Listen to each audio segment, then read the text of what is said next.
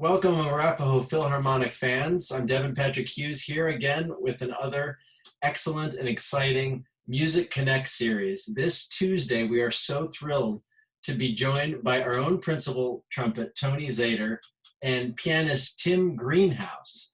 Welcome, Tim and Tony. Hello. Thanks. Hello, Thanks, everyone. Devin. Yeah.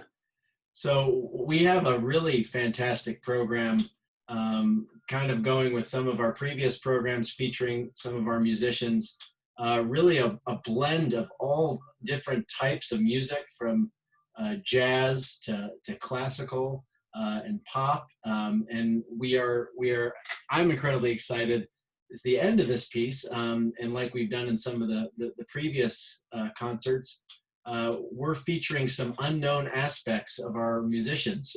We have a original composition, world premiere, I believe, by Tony. Also, if you're joining us on Facebook Live or YouTube Live, Tony and Tim and myself will be available to answer any questions you have and take your comments on chat. So please feel free to share your thoughts. So I just wanted to start off by asking you guys about your collaboration and your duo. In these times, it's harder for musicians to get together and play. Can you guys talk about how that came about? Yeah. Well, so Tim and I both play in a band that's called Tunisia, and that's where we met 5 years ago, something like that. The band's been around longer than that, but I've only been in the band for about 5 years. And Tunisia is it's like a pop band, right? We play a lot of weddings, a lot of outdoor festivals. But since COVID happened, Tunisia is not really playing much at all right now. So we use this opportunity to kind of explore some things that we wouldn't have normally been able to do. I mean, normally we would be out schlepping gear and playing gigs, 3-4 nights a week, easily, if not more. So when I was confronted with this project, with the MusicConnects series, it's a little daunting at first. It's like, oh God, I got to get this recital together. But then it's like, wait, we can use this as an opportunity to start playing some music, start practicing and rehearsing some music that I would not have had the chance to do. So it was nice to kind of explore a new way. I mean, I'm obviously the principal trumpet player with Arapahoe, and there's a certain style behind that of the sitting in the back and 9 times out of 10 trying to obliterate the rest of the orchestra, as the string section would like to think is my job. Not that that's my only job, but it's one of them. Most important. Yeah, most important. And then also playing in this Tunisia group, it's kind of the same thing. I mean, it's obviously completely different music. We're playing Earth, Wind, and Fire, but it's the same concept of play. It's higher, louder, faster. So what we tried to do for this recital was not that at all. Tony, you kind of talked about the philosophy of brass playing, the American Brass School, which really was at its zenith in the heart of the Chicago Symphony when you were growing up there. And I know you worked with the great names of the Bud Herseth, Dale Clevenger, Arnold Jacobs, all these great players who created a brass sound, not only for the country, but I feel for the world of symphonic playing. Can you talk about that experience growing up in Chicago and working with those players? Absolutely. I guess I didn't realize what kind of golden ticket I had growing up there. I just thought, I mean, from day one, I was exposed to all the names you're talking about, my teachers.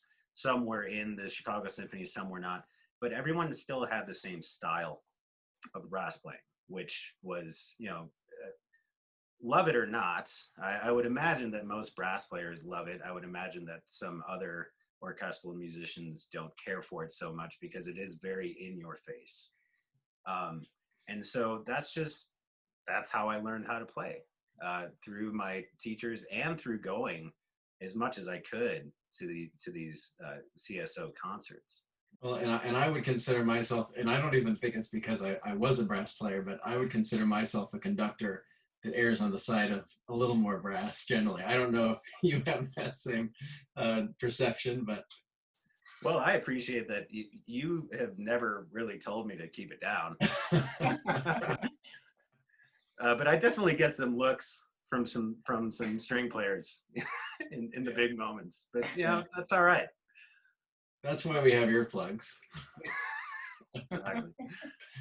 So Tim, you grew up actually in Denver, and you come from a very musical family as well. Your father was the concertmaster with the Air Force Academy, and he moved to join the Denver Symphony as a violinist. Can you talk about how your upbringing influenced your musicianship? Yeah, my dad was a symphony violinist his whole life, and he played the piano actually quite well too. So he was actually my first piano teacher, and he was, like you say, the concertmaster at the Air Force Academy when I was a kid, and he auditioned for San Antonio Symphony and Denver. And I think he actually made both auditions, but we were close to Denver, so we moved to Denver. And then he played down at the Brown Palace also with strolling strings. He knew a lot of tunes. He had a lot of tunes in his head. So he was good at strolling around tables and taking requests and all that. And then he taught. Oh, he always had a lot of students. He loved to teach. So I just surrounded by music. My older brother, sister, both play the piano, and Dad set me up with some good teachers. I had good jazz teachers, classical teachers, and I started playing in high school. I was gigging in late high school. At the old Elitch's was one of my first gigs. It was a jazz quartet gig. And, I've just been playing in bands and working for entertainment agencies for years. But that's basically how it all started. You referenced a little bit of education, and I know, Tony, you teach a lot. In the Arapahoe Philharmonic, we have an amazing tradition of education being basically half of what we do. Can you guys talk about how education or music education has changed and what you guys are up to in that regard now? Well, I mean, it's changed drastically in the last 3 months. That's for sure. So everything is now done this way over Zoom or whatever platform is being used. And it's quite a challenge. There's no more hands-on. There's no more being able to correct somebody's posture in the moment, being able to look at fingerings or being able to actually hear the right sound, right? It's just completely changed. So now it's more of a, how do I keep students engaged online? And that was something that I was thinking about for this recital as well. When we first started recording, we actually started with the last part of the recital. We started with the jazz tunes. And we tried a few different things. We tried just going straight into an iPad mic. We tried adding some reverb through a monitor. And what I quickly realized was, this is not going to work for a classical recital. It's good enough for just having some background music, having some jazz music. But a lot of these pieces that I'm playing in this recital are not that. They're pieces that you would hear in some kind of big hall, some kind of cathedral. So trying to make up for that, right? And so back to the education piece is like, I think musicians have been kind of smacked in the face so hard with the coronavirus that we have all now become AV people and IT people along with musicians. And it's like, here you go. What kind of software do you have? What kind of microphones do you have? What kind of interfaces do you have? Put it all together the best you can, and let's see what happens. I'm developing some J.J. Abrams style film editing skills. Exactly. So I know that you guys, part of this recital is making it sound good and look good, and thinking about, like we always do when we perform, thinking about the audience at the other end of the camera. Um, and something else I think people should know in this recital is, in this music, you all make it seem really easy. But if you were a trumpet player or brass player, you look at this kind of lineup of repertoire. This is very difficult repertoire. Like, this is not, and you kind of pull it off elegantly and flawlessly. So I just want to preface that. And so, just getting into the first piece, this is a Benjamin Britten piece, the Fanfare for St. Edmundsbury. Britten is a fantastic composer, both in education and performance. The Young Person's Guide to the Orchestra is one of the most famous, and I have the trumpet excerpt in my head, which is such an exciting trumpet. I mean, it's sometimes performed as a concert piece. It's such great music. And then, of course, he's an operatic composer. He changed the English opera landscape probably since Henry Purcell, hundreds of years before that. Benjamin Britten brought English opera to life with Billy Budd, Peter Grimes, Turn of the Screw. And actually, this piece that you presented, I had never heard before, the Fanfare for St. Edmundsbury. It reminds me a little bit of this great piece he wrote called the tenor, the song for tenor, horns, and strings.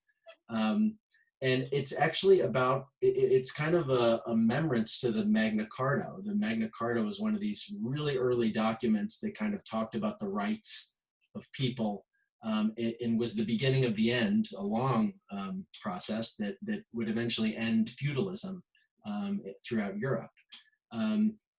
One of my questions, so this is for 3 trumpets. It's originally, it's written for all natural trumpets, supposedly to be played in C, D, and F. I'm assuming, well, that's probably not done very often. And you're actually performing this by yourself, so 3 different parts, putting it together. And I guess my biggest question, aside from anything else you'd like to talk about for the piece, is it easier to play in tune with yourself or with others on this? That's a great question. So yeah, so for this piece, I used the Acapella app, which is interesting in its own way because you can kind of manipulate, well, you'll hear, you can manipulate the sound. I'm playing it in my office, which is where we are right now, which is carpeted and it has drapes and there's no reverb in here whatsoever. But in the recording, you'll hear quite a bit of reverb. So you can kind of adjust that a little bit. What I noticed though, was that it's extremely hard to play over myself. So you lay down one track and then you're listening to that as you play the next track. And so it's kind of like, it's almost like you're staring at yourself 3 times, and talk about being self-critical. So you're trying to play over this, and as you're playing, you're thinking, oh, why did I do that? And oh, why can't I play that in tune? So it's quite a challenge. And supposedly I read that when this was premiered, because Britain wanted the trumpets as far apart as possible, and 2 of the trumpets were so far apart that one of them had to take it up a half step, just to be in tune. I mean, and I'm trying to figure out how the physics works on that, but I guess. Well, and I've read that too, that actually in the part, it says the 3 trumpets should stand as far apart as possible. And so in order to honor that, I stood in the exact same spot. Okay, so here is our first piece on the program, the Fanfare for St. Edmundsbury by Benjamin Britten.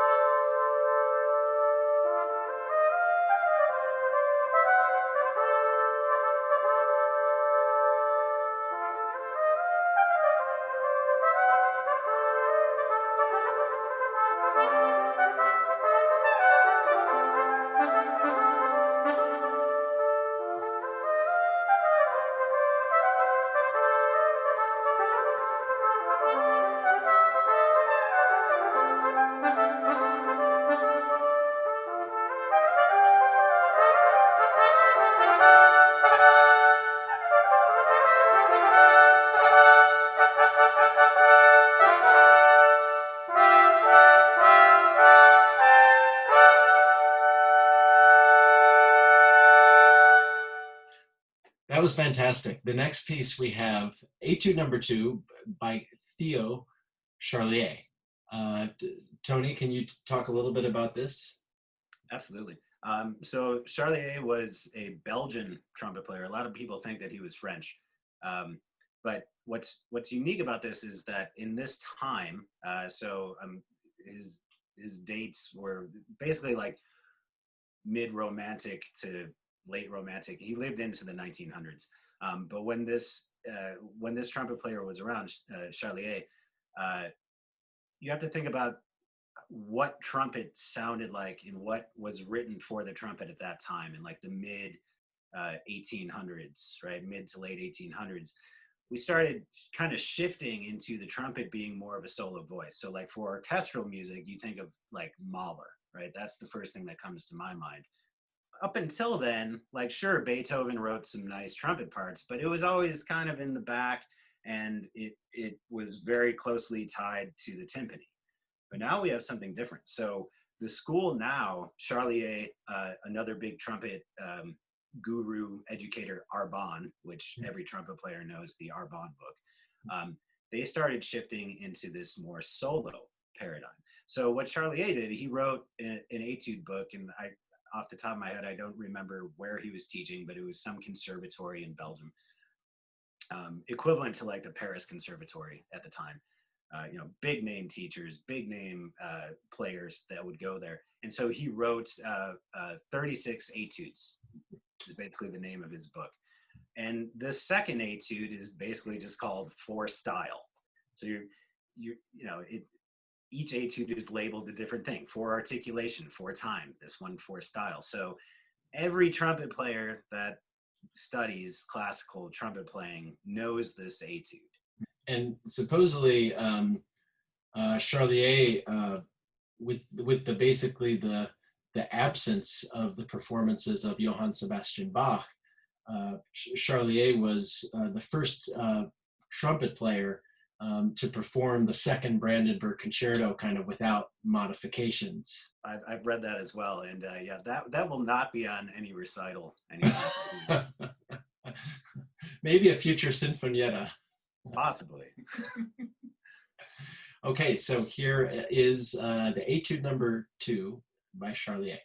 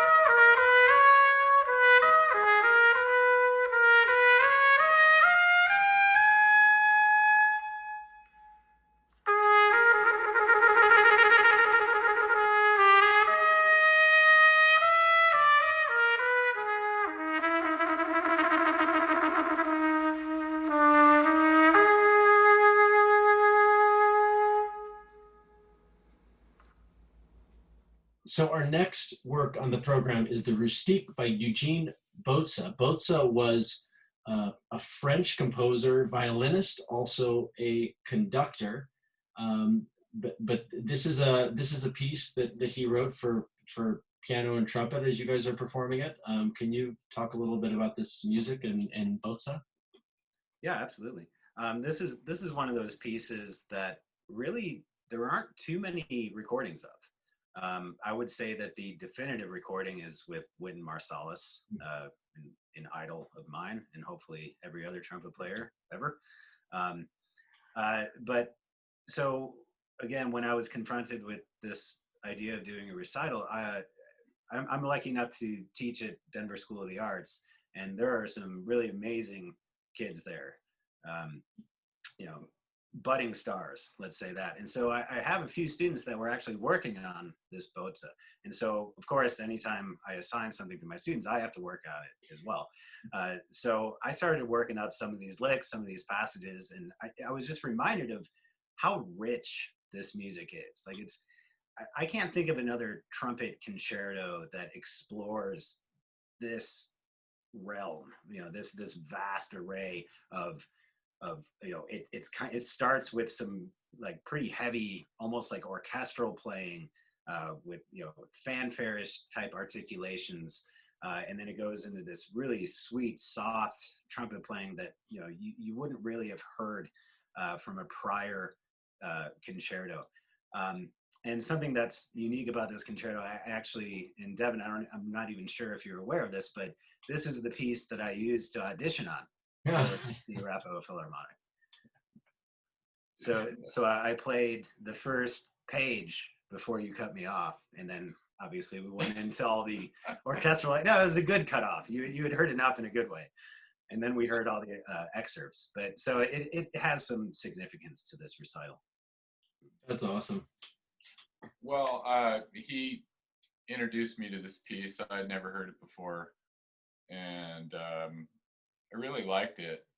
I haven't been playing much classical music, mostly, jazz and pop and all that kind of stuff. But, it was a good way to get back to some of the things my teachers had taught me, playing legato and staccato and getting the fingerings right. If you didn't get the fingerings right, you weren't going to be able to play it, period. So it was great. And I really liked the piece. It's got some, it's kind of ethereal in places, and the chords are, especially the last page, the chords are, it would be great. It's great just to analyze what's going on there on the last page. And then he's playing some kind of chromatic thing on the top of it. I'd love to sit there for maybe a couple of days and just see what's going on with the scales and the chords just on that last page. But yeah, otherwise, it's a great piece, and I thought he played it great. So. Yeah, and it's a fantastic kind of operatic, episodic music. Obviously, for a conductor who conducted opera too. And for this piece, actually, we're just going to have the audio recording, and we're going to show some behind-the-scenes pictures from the process. And as is becoming also a theme in some of these pieces, we're going to be visited, and I've discovered Tim and I have a relationship, a familial relationship, with very similar cats. We have Figaro and Chakra, who are clearly from a close-knit family, probably sometime around the early 2000s in the Denver area. So I'm sure they share a common ancestor as Russian blues, kind of Siamese, but people will see some of that. And before we start, the last, I guess, piece I might ask of Tony about is, for this piece, what trumpet are you using and why? And this is obviously maybe more of interest for some of our brass players out there. And what kind of mutes or equipment are you planning on using for this one? Yeah, so over the course of this recital, I use 4 different trumpets. So for the fanfare, I was using a C trumpet, which is what I'm also using on this Botza. And so the C trumpet is designed, it's more of an orchestral trumpet. It's a little bit, it's smaller than a B flat. It's pitched a whole step up from B flat. it's a little bit narrower, so it is designed to cut more over a large group. So why would I use it just with trumpet and piano? Two reasons. One, that's how I learned how to play this piece back in college. Was on everything in Chicago is played on C trumpet. Mhm. You might as well just throw your B flat out the window. Nobody cares about it at all. Which I now have a problem with. But growing up in that culture, I had to deal with it. And then, so the real reason though is that I feel like for this piece, for the fanfare type stuff, it offers more of that brightness, more of the edge that sure you can achieve it on a B flat, but it doesn't have the same presence. And so that's really what I was looking for here. Cool. Well, here is the Rustique by Boza.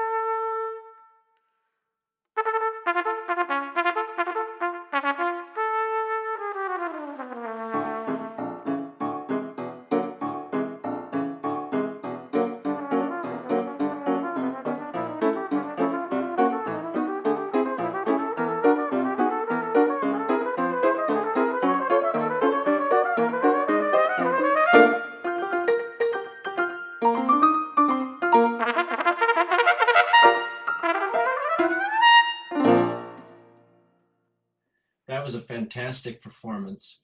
Our second to last piece on the program. And also, Tim and Tony and I are available on chat. So as we're going through this concert, if you have any questions or any comments, please share them. We'll be answering them to the best of our ability.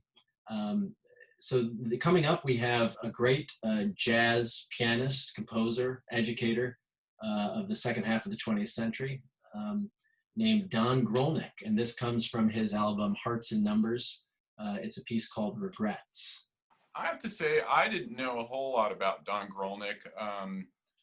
I heard this recording, I think when it came out. I'm not even sure how old this, Hearts and Numbers was the recording that Regrets came from. And Hearts and Numbers had a lot of good pieces on it.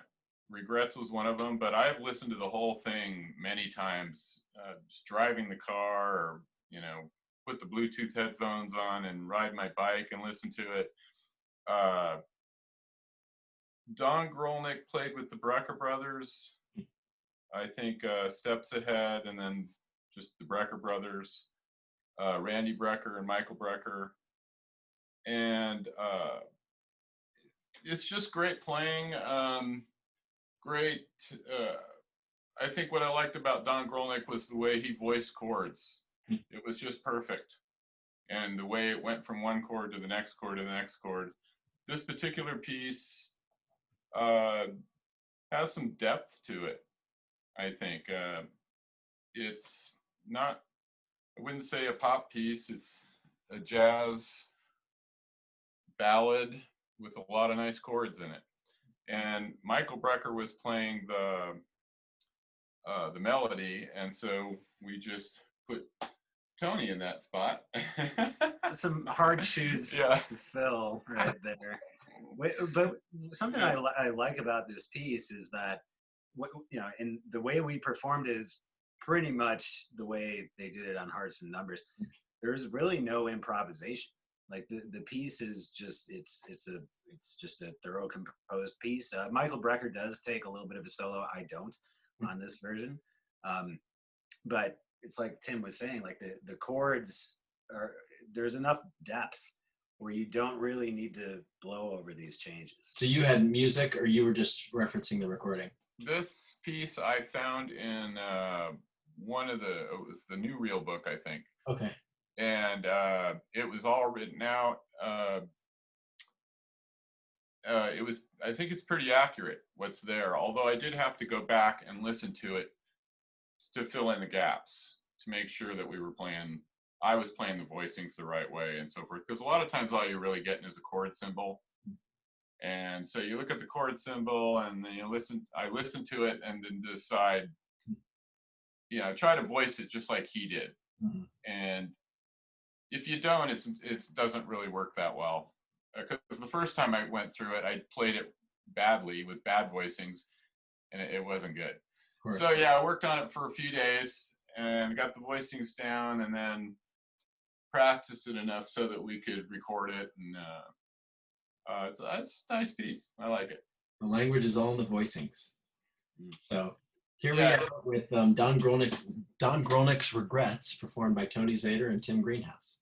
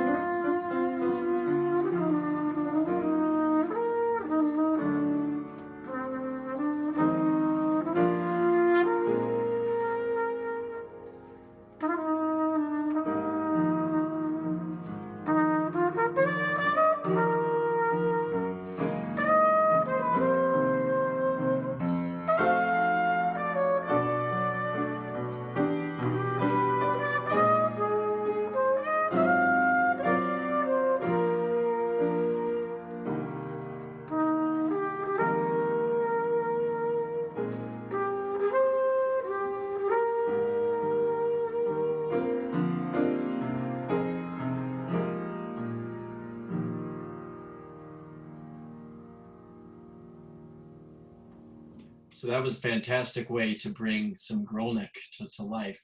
On the last piece, the finale, we have a very common theme. 2 weeks ago, we heard principal keyboardist Cindy Sue's spring music, and now we're going to hear principal trumpet Tony Zator's world premiere, virtual premiere of Spring Stroll. Tony, can you tell the audience about your new piece?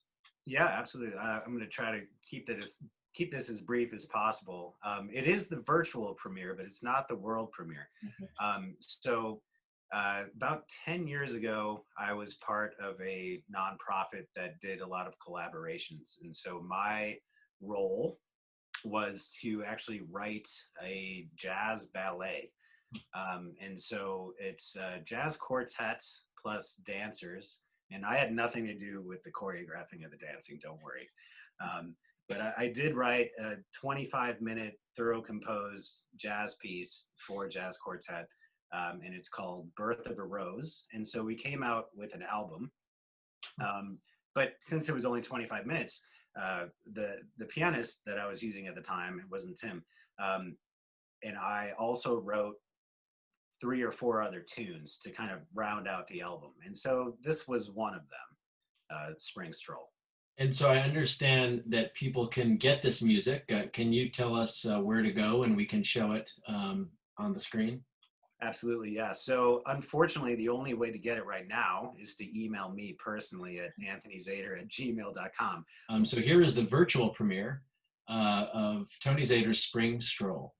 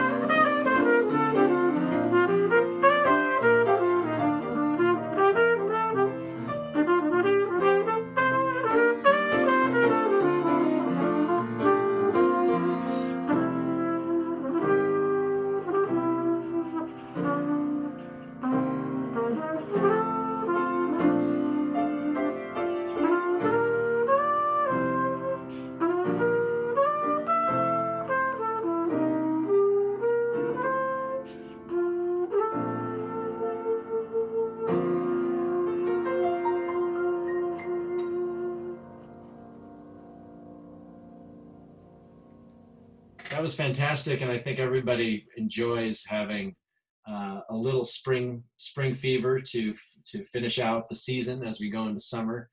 I just wanted to thank Tony Zator and Tim Greenhouse for joining us this Tuesday evening and for sharing their talents and putting on this really incredible concert. And yeah, thank you guys. Is there anything else you'd like to share? Maybe just one more thing. If in these times of uncertainty, What I've found is that keeping busy and doing things like this, collaborating and having deadlines has really kept me going, right? So if you're a musician or if you're a student, play as much as possible. Yeah, I'd agree with that. Just keep busy. If you're interested in music, practice. You know, like we were talking earlier, we're working on things that we would not play if we were playing in the bands and, you know, doing the festivals and the weddings and all that. I'm listening to things that I can listen to that have nothing to do with business, and I'm practicing things that have nothing to do with probably what I would ever play on a gig, and that's a great thing. And I think we're learning a lot. Yeah. So it's what was it Merlin said? If you're having a bad day, learn something. Something like that. Is it Merlin? I didn't know. Merlin said that. Yeah, well, you can Google that. I'll put it down as a quote under the Yeah. screen. So well, thank you. That's fantastic advice, and I think you know, you guys have put this really cool concert together and pushed yourself to do some things that you wouldn't have automatically done, and people who are joining us on Facebook Live and YouTube Live, I think you know, we've had a really overwhelming response from this. A lot of great comments and a lot of great feedback, and I think even when we do start playing concerts together again, that this is something we're going to continue, because it does stretch all of us in a different way, and it just gets us playing, because symphonic music and symphonies, it's not just about the big orchestra. It's about all these composers who created things and most of the time didn't have access to a big orchestra. You know, that's nothing new in history. So it's allowing me to discover all these great little pieces that I would have never even considered looking into. And so again, I wanted to thank Tony and Tim, and also say that for the Arapahoe Philharmonic, we really appreciate everybody listening with us. Thank you for all your comments and for sharing these concerts. And we could not do this without your support. We are in the middle, really towards the end of a very awesome spring fundraising drive, which is allowing the orchestra to not only continue to keep the lights on, but put this awesome programming on, figure out, you know, how we're going to bring music and content and educate students in this new world post-COVID. And so I wanted to say, just please feel free to donate, and all of your support is greatly appreciated.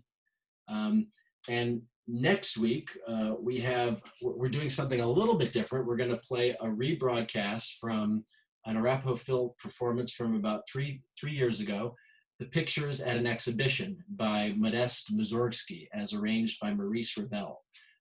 This is one of the hallmark orchestral pieces in the repertoire, and Tony gets to do a double header, because for people who love listening to Tony tonight, you get to hear him throughout, as the promenade keeps reappearing throughout the piece, and of course all the other great paintings that are depicted in the music. So please join us next Tuesday and every Tuesday at 7 p.m. Thanks everyone, and thank you, Tony and Tim. Absolutely. Thanks, Evan.